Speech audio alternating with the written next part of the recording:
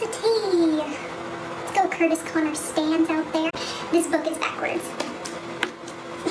What's up, kids? My name's Katie, and today we have to talk about Carve the Mark by Veronica Roth. It's time for this honest discussion, and it's going to get honest. I am maybe the most excited to talk about this novel because I have the most hate for this novel. I should preface by saying I very much enjoyed Divergent. No hate to Veronica Roth. She just tried to develop a world that was just so complex, I'm not even sure she fully understands it. That said, let's remember that we're judging this as a YA novel, and YA is a genre, not a restriction. And with that, we are going to move on because I need to talk and I'm worried that this video is going to be a million years long. Let's try and really break this one down. I do want to let you all know that it has a lot of complex words in this novel with no translation of how to say them. However, there is a beautiful glossary in the back that I will be reading definitions from to try and explain this. I know a lot of you haven't read this as this wasn't as popular as her other book. For obvious reasons. I'm gonna try my best to break it down for y'all.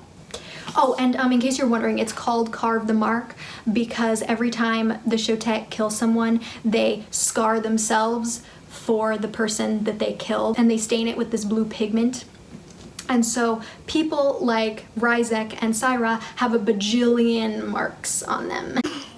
Yeah, that's cute. Okay. Let's start.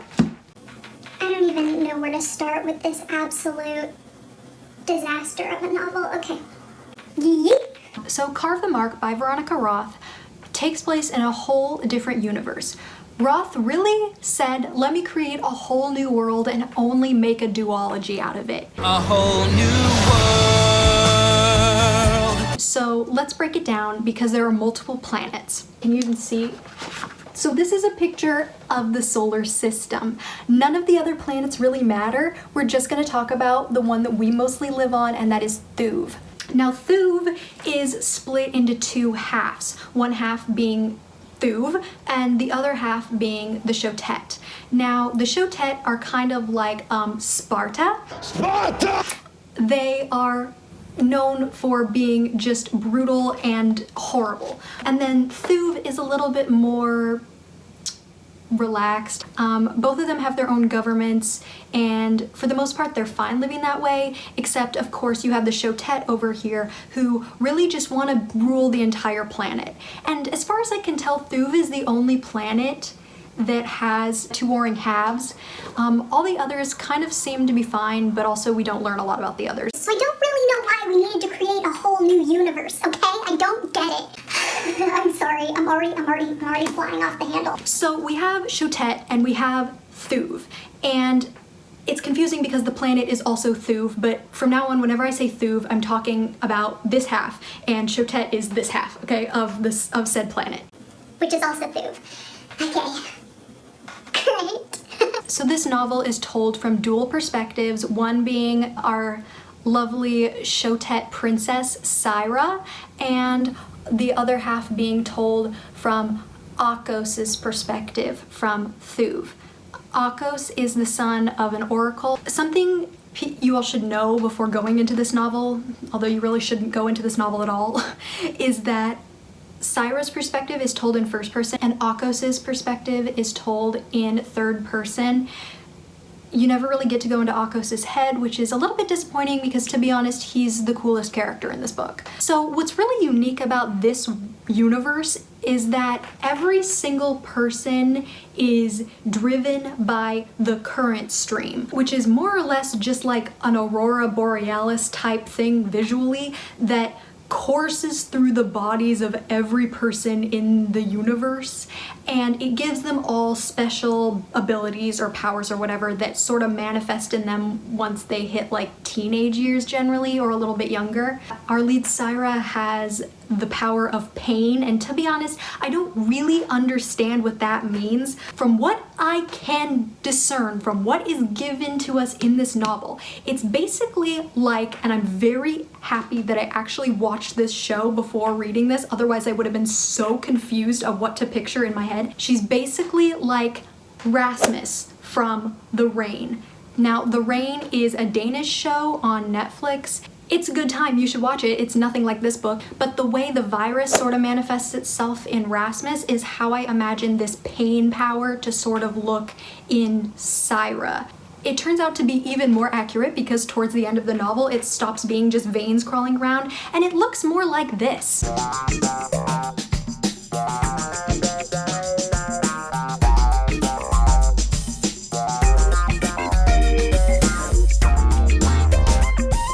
Pleasant, right? Yeah.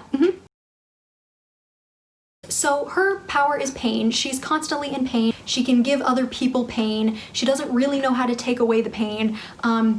It's just pain. And then we have Akos, the one sort of good character in this book, whose power is basically to disrupt the current stream, or the current gifts as they're called. So he can put a hand on anyone as long as he's touching their skin. They no longer have their current gift. It's disrupted. So as you can imagine, the girl who's always in pain meets the boy who can stop her pain, the one that can, and that just seems a little bit convenient to me, don't you think? Suspension of disbelief. We accept it. We move on. And then we're following Syra and Akos because Akos is kidnapped. He's one of the few people who we know his fate. We know that his fate is to die serving the Shotet. But the Shotet are like, oh, this guy's gonna die for us? Gotta kidnap him, gotta bring him on our side. And also, while we're here, might as well pick up his brother who's gifted to be an oracle so that we can have our own oracle and so that I can learn how to take over the entire planet.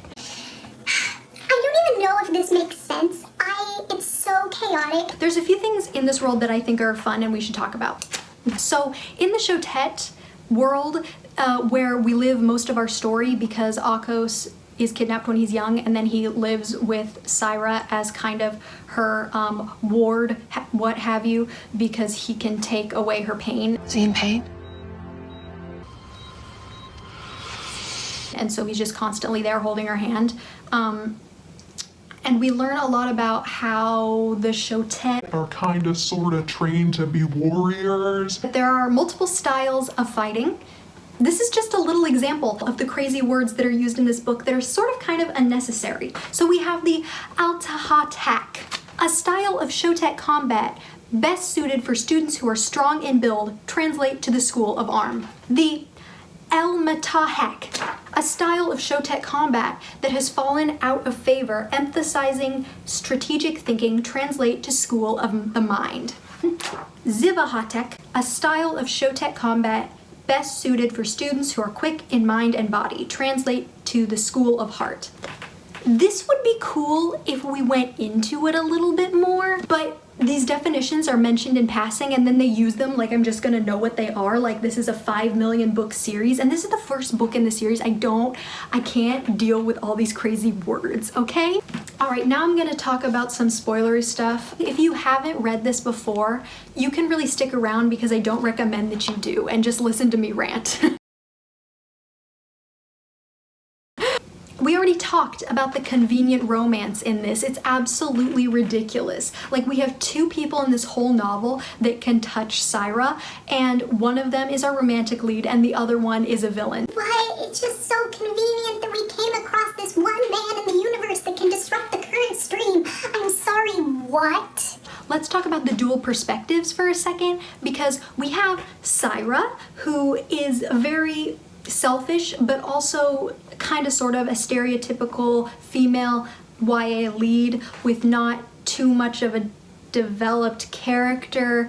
It was very much like she was cranked out of a machine and was like, Oh, there's another one. Akos is more interesting, especially within the first couple chapters. It seems to have a lot of shyness and anxiety about him. He's very quiet, and I was really interested in getting to see that out of a sci-fi male lead, because we never get that in anything but maybe a contemporary novel here or there. Alas, that doesn't really last. He becomes strong and powerful as soon as part 2 starts, which is only a couple chapters in because part 1 is like 0.5 pages long. Whenever Syra is talking, Akos's personality kind of goes out the window, which is why I really wish we lived in Akos's head more, but we don't because he's in third person. So it kind of really derailed the novel even more because they didn't have those strong characters that, you know, really make a story. We really need to talk about the villains in this book because straight up I think they had the most potential out of anything in this novel except maybe Akos, but we all know what happened with that and his storytelling. Yeah. Down the drain. So Ryzek, it might be Rizek, but I'm gonna call him Ryzek because that is how I pronounced it the whole time reading it in my head. And Vaz are our 2 main villains. Ryzek is our like emperor, what have you, of the Shotet who wants to gain control of the whole planet. And Vaz is sort of kind of his right-hand man because Vaz doesn't feel pain. He can't feel anything, so that's scary. But also a real condition. The more you know. Vaz dies, so there goes that one. But being a character who doesn't feel pain when your female lead's only power is pain could have been really scary. I'm not saying I want him to hurt her, but like, he's a villain, like do something interesting with him. So Ryzek's power is that he can switch memories with people. He can't really delete them altogether, but when he touches you, he can get rid of his bad memories and empty them into your head and switch that with one of your good memories. And this whole novel, I was like, oh my god, this is Chekhov's gun. Somebody's getting brainwashed.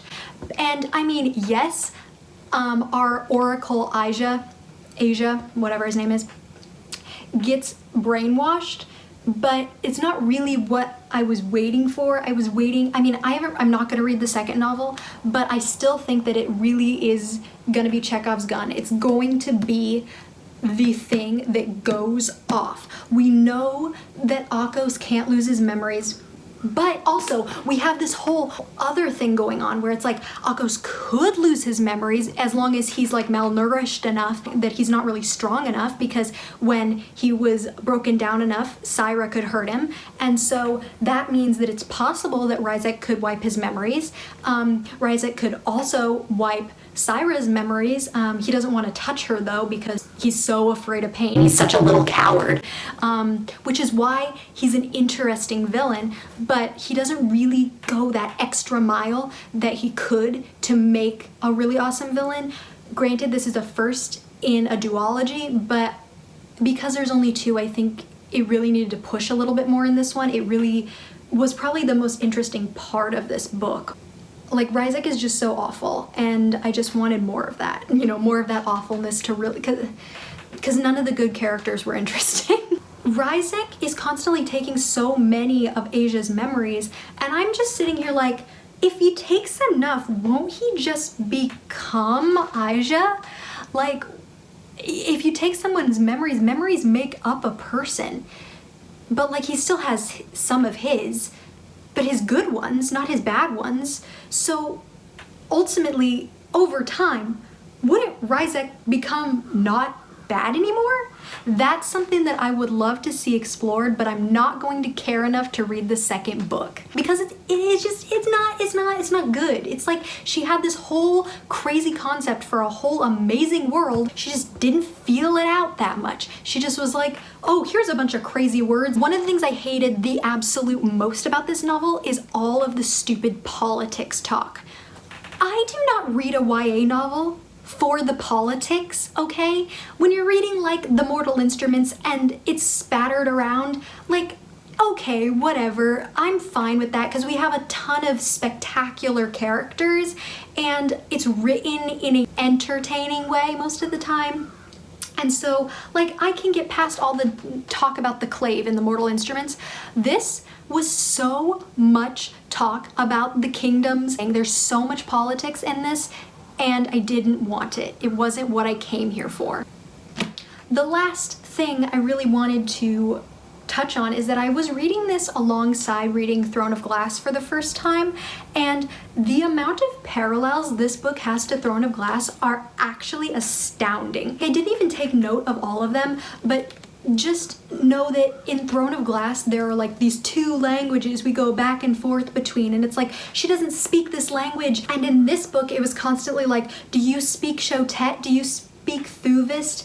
Also, right before the like battle at the end in both books, one of them is poisoned. That's the same. The training and the fighting between Akos and Syra versus the training and the fighting between Selena and Kaol, very similar. This is like a very poorly done Throne of Glass, and if you watched my Throne of Glass video, link in description below, you know that I have my problems with Throne of Glass, but ended up loving it in the end. This didn't hit the mark. Didn't hit the mark. The mark didn't hit it. It's a shiny cover though. That's at least something it has going for it, because honestly this book really fell flat. You fell flat, sir. You did. I tried for too long. Too long. You guys, this book was so long, and I read 3 books in the time that I was reading this one, and I'm just so happy that I'm done with it, because I have so many feelings about it and none of them are positive. Like, you had good villains, they flopped. And you had a possible good, interesting, unique male lead that once he got older, you killed. Not physically, but you know, His personality. died. This saying, so the little blurb on the top says honor has no place in survival, and that just makes me think about the 100. Who we are and who we need to be to survive are very different things. But the 100 is so good, and Carve the Mark is so not. Oh man, I will not be reading the second book in this series. I wouldn't be able to deal with it. All the other little characters spattered throughout this book, also not developed enough. You really wanted us to care. You really wanted us to care about those 2 sisters in the end, but you didn't tell us anything about them past the first chapter, so I'm not going to remember or care. Syra and Akos's development is rather slow, and then all of a sudden they're in love, and they haven't even really kissed yet. This wasn't popular enough to ever get a film adaptation, but it would be a horrible film adaptation. I know that there was a lot of controversy surrounding this book, especially when it first came out. And then there's also a whole bunch of totally valid, I might add, claims about this book glorifying chronic pain. And I mean, more or less it does that. In the end, it's definitely like, I can endure this pain. I'm stronger than this pain. and I don't think that was Veronica Roth's intention, but like, chronic pain is a very real thing, and it's not handled well.